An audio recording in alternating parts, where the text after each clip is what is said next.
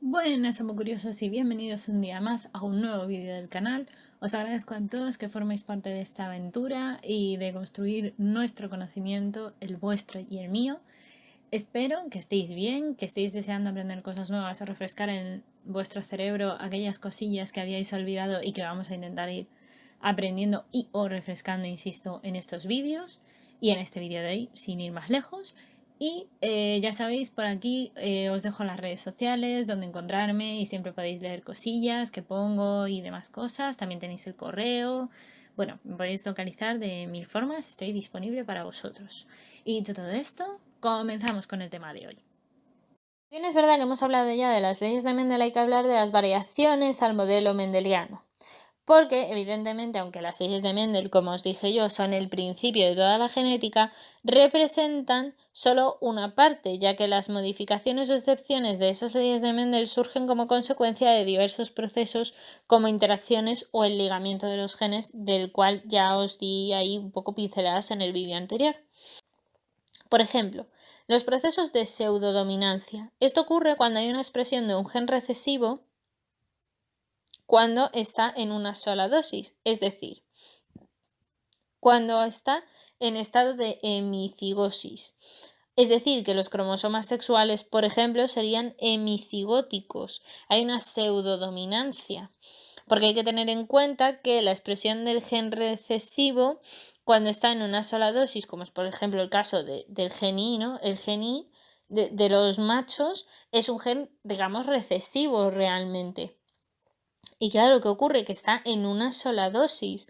Entonces, ¿qué pasa con él? Que él esté o no en ese estado de hemicigosis en el que si está el cromosoma Y, como ya vimos también, es fundamental para que haya un varón o no. Si no hay un individuo, o sea, si no hay un cromosoma Y porque ocurre en circunstancias y no existe, lo que tenemos es una mujer. Siempre. Aunque sea solo con un cromosoma X. ¿De acuerdo? O sea, normalmente se necesita el XX, pero si os dais cuenta, tiene sentido. Si yo el único cromosoma sexual que tengo es un X, voy a formar una mujer. Simplemente por ausencia del Y. ¿Vale? Eso es el proceso de pseudodominancia. Ya os digo que ya veremos ejemplos luego seguramente mejores. O más prácticos, mejor dicho. La dominancia intermedia o incompleta es aquella que ocurre cuando el fenotipo del heterocigoto es intermedio entre los fenotipos de los homocigotos. Esto que en principio no debería de ocurrir según Mendel, en realidad sí que existe. Por ejemplo, el fenotipo de heterocigoto, que sería un intermedio, se ve muy bien a veces en las plantas. Si tú coges una planta de color rojo y otra de color blanco, una proporción de su descendencia va a dar un fenotipo que es rosado, un punto intermedio entre el rojo y el blanco. Eso, curiosamente, ocurre entre los fenotipos de dos homocigotos, es decir, venimos de una planta que tiene la flor blanca y otra planta que tiene la flor roja, pero parte de su descendencia la tendrá rosa. Eso es una dominancia intermedia o incompleta. La codominancia. La codominancia es el fenotipo del heterocigoto donde se incluyen los fenotipos de ambos homocigotos. El ejemplo más claro y más tal es el grupo sanguíneo. El AB, por ejemplo, muestra los antígenos de los grupos sanguíneos A y B simultáneamente, es decir, a la vez en la superficie del eritrocito. Sin embargo, ya sabéis también que luego está la forma A y la forma B también por separado, entonces es bastante interesante. De todas formas, si no os acordáis mucho de lo del tipo de sangre, creo recordar, si no me equivoco, que en el tejido sanguíneo ya os lo conté, entonces si tenéis un poco de lío de qué tipo de sangre está ahí y demás, iros a ese vídeo y lo comprobáis y os refrescáis un poquito la memoria, para que veáis el proceso, como digo, de la codominancia, en este caso mejor. La epistasia o epistasis es un proceso bastante interesante que es un fenómeno de interacción génica en el que un gen enmascara u oculta la expresión de otro gen, debido principalmente a que en otro locus el gen que se suprime o enmascara la expresión de ese otro se denomina epistático y el gen suprimido se denomina hipostático. Es decir, un gen va a suprimir, digamos, va a anular la expresión de otro gen. Los tipos de epistasis además son diferentes. Hay diversos tipos según se han hecho en estudios y demás. Se ha visto que efectivamente no hay un único tipo de epistasis, sino muchas. Por tanto, vamos a describir todos los tipos que hay. La epistasis simple recesiva es aquella en la cual el alelo recesivo de uno de los dos loci enmascara la expresión de los alelos del otro locus, por lo que nos va a dejar una proporción fenotípica en la F2, es decir, siguiendo la tercera ley de Mendel, ¿no? Nos deja una proporción fenotípica, insisto, en el F2 de 9, 3 y 4. Para entendernos, lo que ocurre es que los dos últimos grupos de la 9331, que aparecía como la segregación fenotípica estándar de la ley de Mendel, de la tercera ley de Mendel, se unifican ese 1 y ese 3 del final y ¡pum!, forman un único grupo. ¿De acuerdo? Resulta que también puede haber una epistasis que se llama simple dominante cuando ocurre que el alelo dominante de uno de los dos loci enmascara la expresión de los alelos del otro locus. O lo que es lo mismo, que la proporción fenotípica de esa F2 que estábamos comentando, 9331 en el contexto estándar, resulta que va a coger y va a sumar uno de esos tres que se va a unir a la parte del 9 que es la dominante. Y entonces la segregación fenotípica o proporción fenotípica que nos queda es 12, 3, 1. ¿Bien?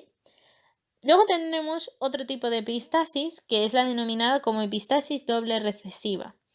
Esta es la que produce una doble acción de los alelos recesivos sobre los otros alelos, proporcionándonos una respuesta de una segregación fenotípica de tipo 9-7. Es decir, que el 9-3-3-1 se acaba convirtiendo en que el 3-3-1 se unifica para conformar ese grupo de 7 realmente.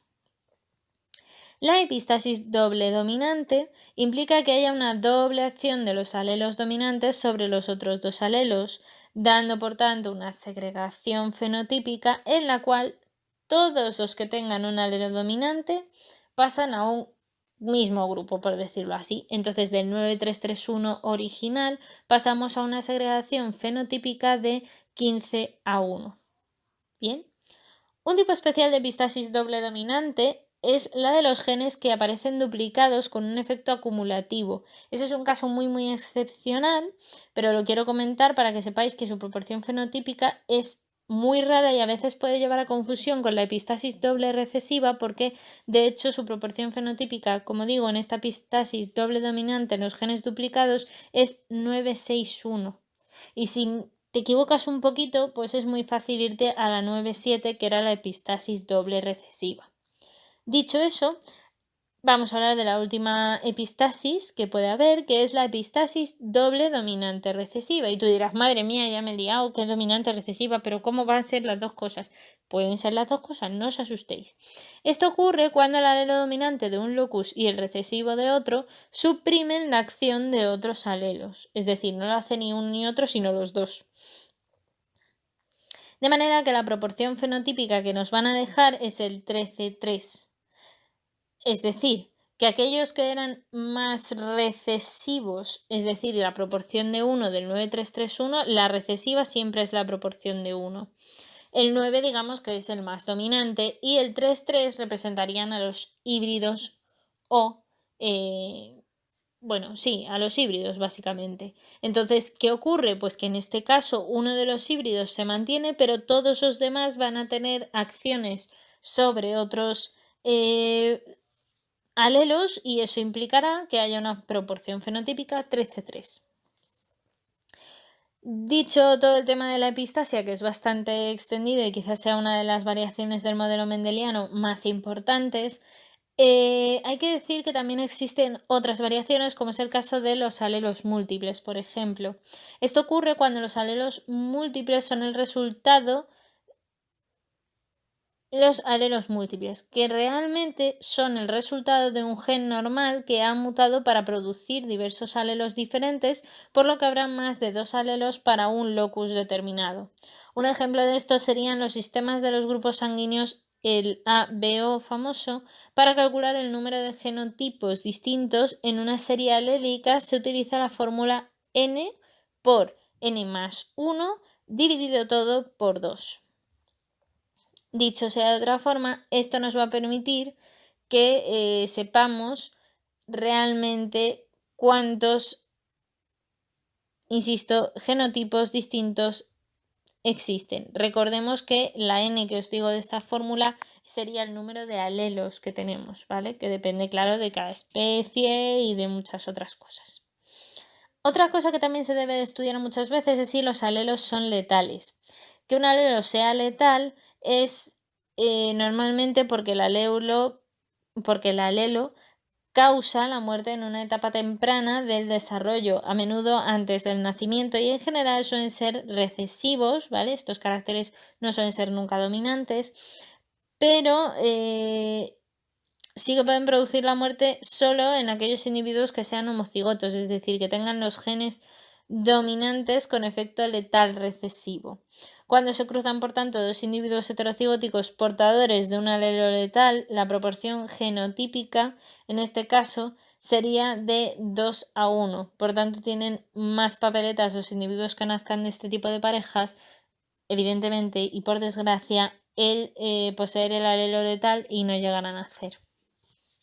También existen, no obstante, los denominados alelos semiletales, que causan la muerte del 50% de los individuos homocigotos, pero no de todos. Y los alelos que no causan la muerte, pero reducen, no obstante, la capacidad de sobrevivir, como serían estos, los semiletales, normalmente también pueden no solamente dar la capacidad de sobrevivir o reproducirse, sino que se denominan en ese caso deleterios. ¿Vale? Para que sepáis un poquillo ahí términos genéticos. Que de todas formas ya hablaremos de genética largo, tendido y exhaustamente sobre el tema porque hay mucho de lo que hablar. Pero bueno, en genética clínica os estoy dando algunas pinceladas de lo más importante y de lo que se suele utilizar mucho, como digo, en la parte de clínica. Y hasta aquí por hoy, amo curiosos. Espero que hayáis aprendido, que os haya resultado entretenido y sobre todo, ya sabéis, darle el pulgar hacia arriba, darle a la campana, dejaros las dudas, la información que encontréis que a lo mejor yo no he puesto sobre el tema, comentarios si queréis y demás aquí en el vídeo o en redes sociales o donde queráis. Y nada, pues simplemente espero que esta pieza de Lego os haya ayudado a construir un poquito más vuestro conocimiento. Y ya sabéis, nos leemos por redes sociales, nos vemos en el próximo vídeo. Muchas gracias. Ya sabéis que podéis compartir vuestro conocimiento siempre con todo el mundo. Y nada, que la ciencia y la fuerza os acompañe.